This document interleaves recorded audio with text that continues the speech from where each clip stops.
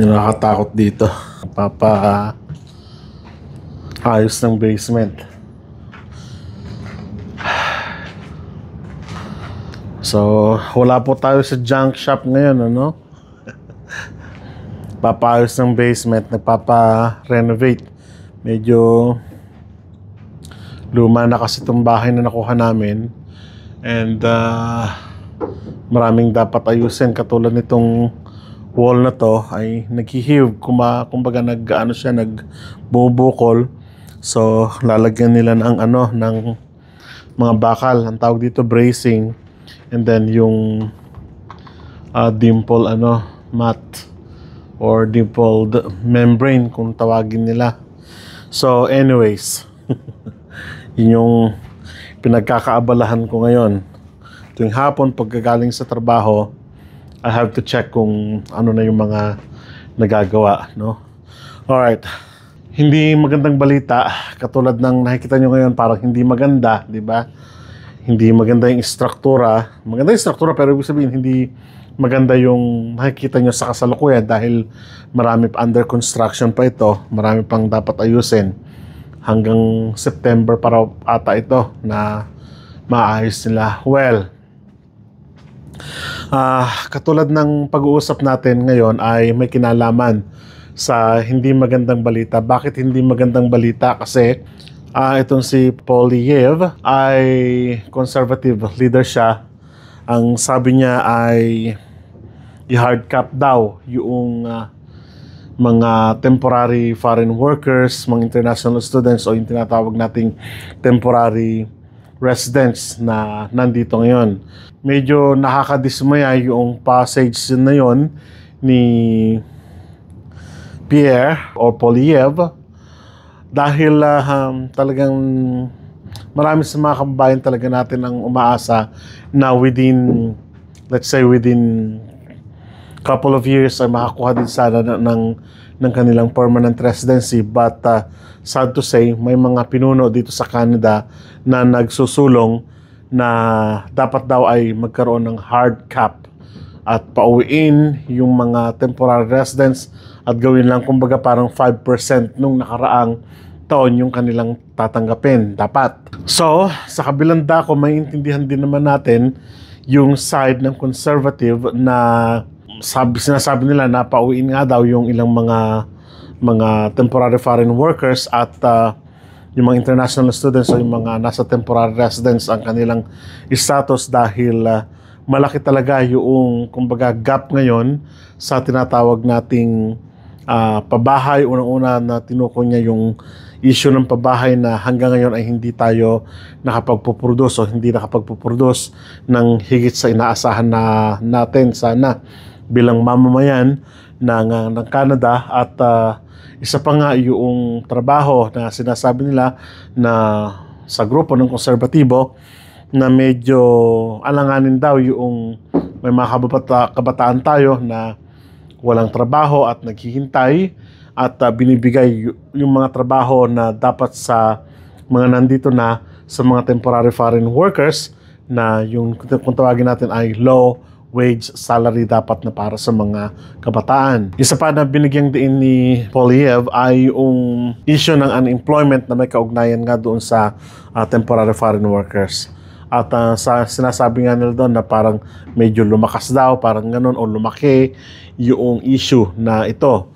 At kung titignan natin, may punto naman talaga itong si Poilievre dahil nga doon sa mga nababalitaan natin, ano? At nakikita rin talaga natin yung figure. May katotohanan din ito sapagkat kung makikita ninyo, ang ESDC ay nagpalabas ng kanilang mga datos na umangat ng kaunti yung unemployment. At nga, ito nga yung dahilan kung bakit, kung matatandaan po ninyo, di ba, na hindi tumatanggap yung mga cities o yung mga lalaking bayan ng mga temporary foreign workers o ng mga workers. It's because malaki yung kanilang unemployment rate at kailangan nilang punuan muna, parang ganon.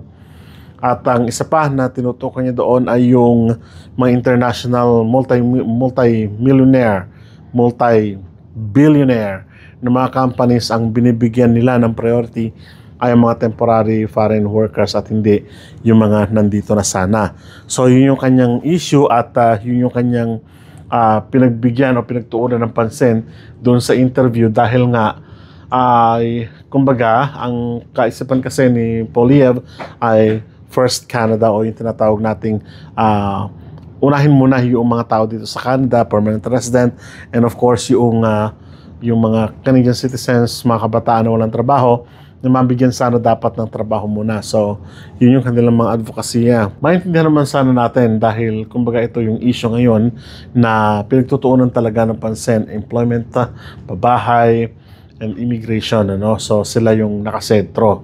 But, it doesn't mean, mga kababayan, na como sinabi ni Pierre Poilievre na ganon, ay masama na yung kanyang intensyon.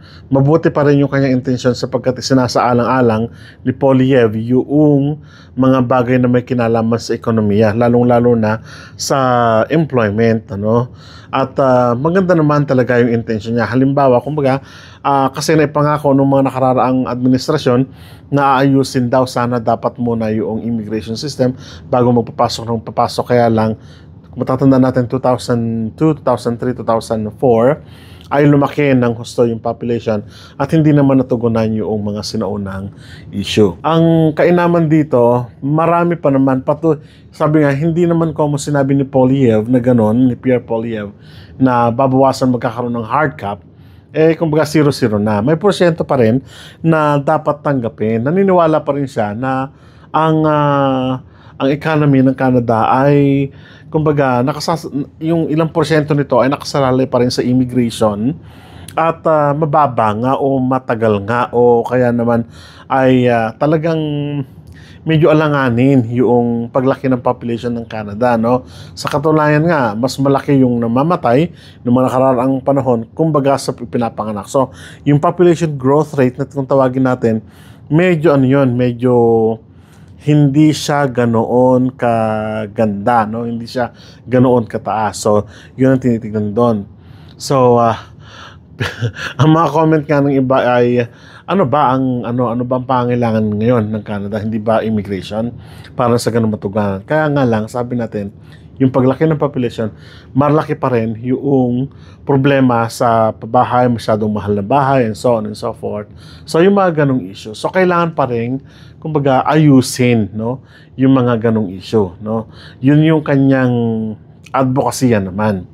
Pero, ang nakakita naman ng iba, hindi na kailangan na, kumbaga, ay unahin pa yung mga ganong issue, Ang unahin dapat yung kung paano isasaayos yung let's say, yung ating immigration system, unang-una, at magkaroon ng mas malaking bahagdan doon sa employment kung tawagin natin para mas mababa o mas mabawasan yung ang sinasabi nila yung unemployment rate, So, yun yung mga issue sa kasalukuyan. So, hopefully, ito ay panukala lang naman. Hindi naman sinasabi na talagang gagawin ito.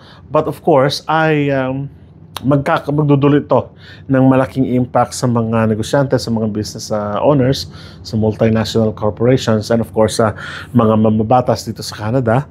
At sana ay malinawan yung issue na ito ngayon at hindi magkaroon ng mas malaking impact sa mga susunod na buwan o taon, lalo pat napaka-firm ng kanyang statement na dapat magkaroon ng hard cap dahil kung magkakataon ay milyon na tao ang uuwi sa mga susunod na mga taon. So hindi naman po sana sa ganun na mauwi yung issue ng kung tawagin natin ay immigration at magkaroon pa rin syempre ng magandang resulta sa mga susunod na panahon. So ipanalangin natin na yung bad news na ito ay let's say, hindi naman magtagal o hindi masaayos magkaroon ng solusyon at hindi dumating sa punto na ilang milyon yung pauuwiin nila at kasama siyempre mga kababayan natin na may mga status ng temporary residence visas.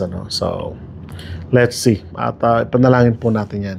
So I hope ay nagkaroon kayo ng idea sa pag-uusap natin ngayon. So pagpapatuloy po natin, magre-research pa tayo about sa mga nangyayari ngayon para updated po kayo. No? Pasensya na po kayo kung hindi ako nakakapag-reply agad kasi ito nga po, talagang busy kami ngayon sa pagsasayos ng aming bahay. May kinontrata kami dito pero syempre, ang isip ko ay kumbaga lumilipad, no? At napakaraming dapat ayusin. Pasensya na po kayo kung hindi ako nakapagre-reply. So once po na makatapos po ako ng aking project dito, yun. Baka babalik tayo sa ating pagsagot, no? So maraming salamat po at kita-kita po tayo sa mga susunod na vlog. Sa muli po, paalam.